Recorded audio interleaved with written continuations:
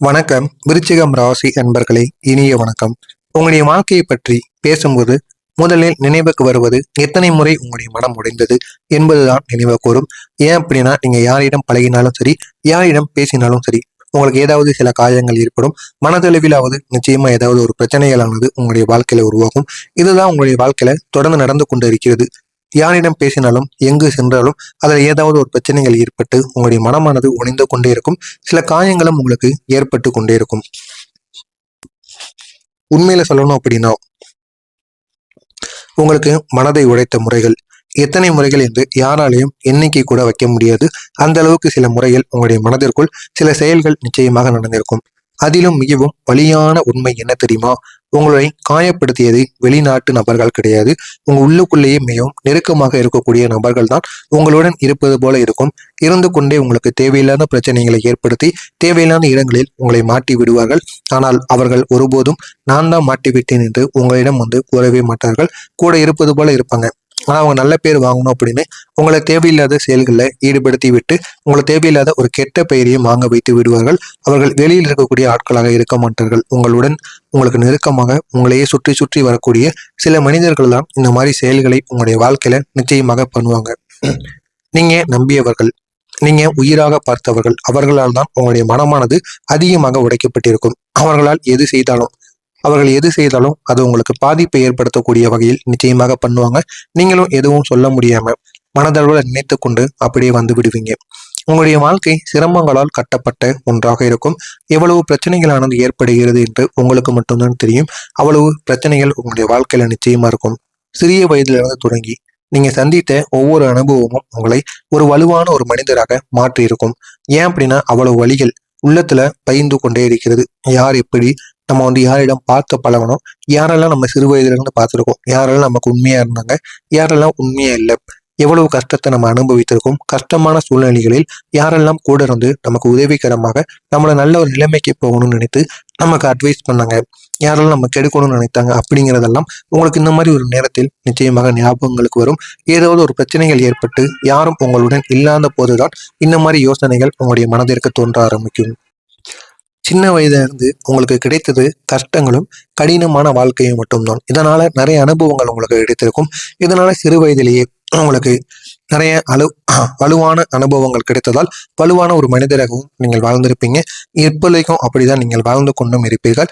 ஆனால் உங்களுக்கு நம்பிக்கை துரோகங்கள் நிறையவே நடக்கும். எனவே யாரிடம் பழகினாலும் ஒரு முறைக்கு பல முறை பார்த்து பழகுவது உங்களுக்கு மிகவும் நன்மைகளை ஏற்படுத்தும். நீங்கள் அமைதியாக இருப்பது அது ஒரு தேர்வு கிடையாது, அது ஒரு வேதனை. அந்த வேதனையை நீங்கள் பொறுமையுடன் ஏற்றுக்கொள்ளத்தான் ஆக வேண்டும். ஏற்றுக்கொண்டு உங்களுக்கான ஒரு நேரம் வரும் பொழுது அதிலிருந்து வெளிவரங்கள் உங்களுடைய வாழ்க்கை இன்னும் அழகானதாக மாறும். உங்களுடைய மனதில் எவ்வளவு குரல்கள் இருந்தாலும் அதை வெளியில் சொல்ல முடியாத ஒரு நிலை உங்களுக்கு உருவாகி இருக்கும். ஏன் அப்படின்னா, அவ்வளவு வேதனைகள் உங்களுடைய மனதிற்குள் நீங்க வைத்திருப்பீங்க. யாரிடம் கூறுவது, யாரிடம் கூறினால் நம்முடைய வேதனைகள் தீர்க்கப்படும் என்று தெரியாமல் நீங்களே தேவையில்லாத பிரச்சனைகளுக்கு ஆளாக்கப்படுவீங்க.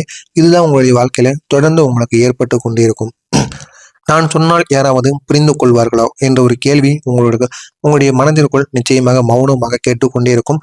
ஏன் அப்படின்னா, நீங்க செய்த செயல்கள், முன்னாள் காலங்களில் நீங்க செய்த செயல்கள், குடும்பத்தில் போட்ட சண்டைகள், இதையெல்லாம் வைத்து உங்களுக்கு கஷ்டமான ஒரு சூழ்நிலை வந்தால் கூட நீங்க குடும்பத்திடம் கூறினால் கூட அனைவரும் உங்களை மதிக்க மாட்டாங்க.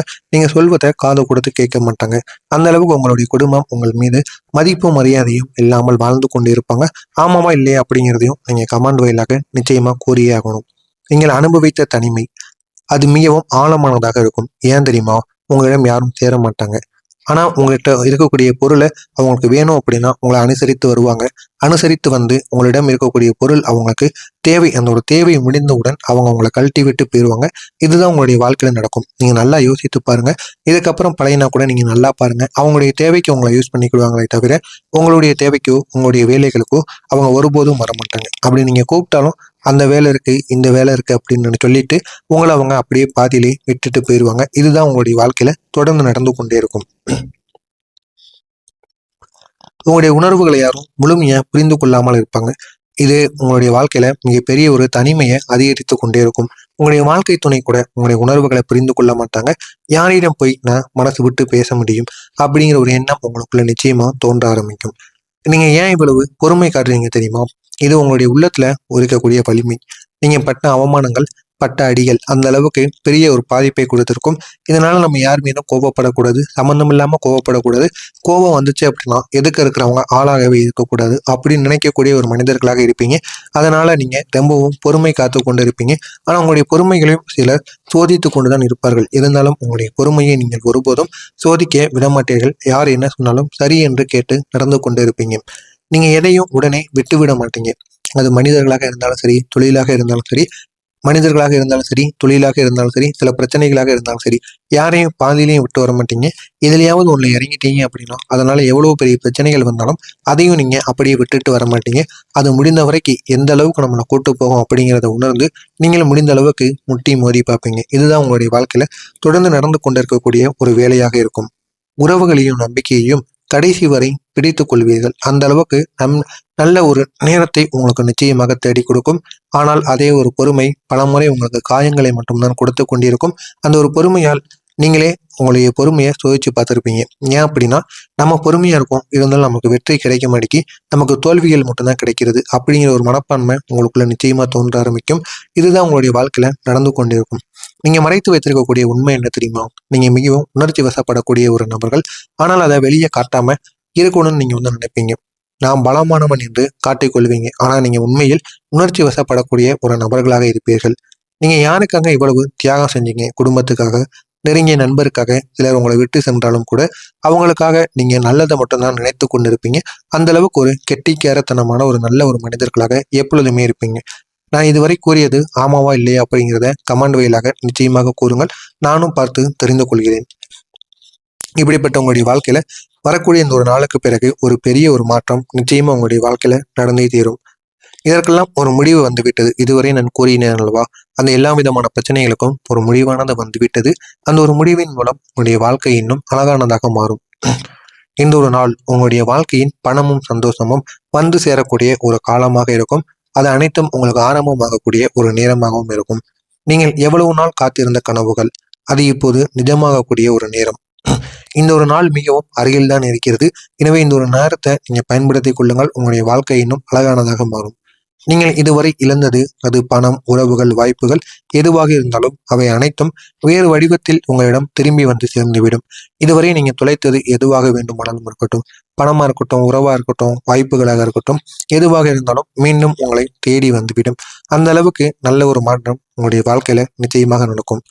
உங்களுடைய வாழ்க்கை இரண்டாவது வாய்ப்பை உங்களுக்கு கொடுக்க போகிறது.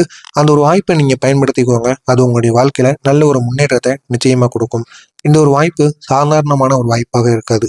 இது உங்களுடைய வாழ்க்கையை முழுமையா மாற்றக்கூடிய ஒரு திருப்பு முனையாக இருக்கும். இந்த ஒரு திருப்பு முனை உங்களுடைய வாழ்க்கையில மிகப்பெரிய ஒரு மாற்றத்தை நிச்சயமா கொண்டு வந்து சேர்க்கும். நீங்க இதுவரை பட்ட கஷ்டங்களிலிருந்து மெதுவாக வெளியே வர ஆரம்பிப்பீங்க. உங்களுடைய வாழ்க்கை வெற்றியை நோக்கி நகர ஆரம்பிக்கும். அந்த அளவுக்கு ஒரு நல்ல ஒரு காலமானது வந்துவிட்டது. இந்த ஒரு காலத்தை நீங்க பயன்படுத்திக்கோங்க. உங்களுடைய வாழ்க்கையில நல்ல ஒரு மாற்றங்களானது ஏற்படும். இனிமே உங்களை மதிக்கக்கூடிய மனிதர்கள் உங்களை தேடி வருவார்கள். இதுவரை உங்களை சுற்றி இருந்த மனிதர்கள் அனைவரும் உங்களிடம் இருக்கக்கூடிய தேவைகளை மட்டுமே பயன்படுத்துவதற்காக வந்த மனிதர்களாக இருப்பார்கள்.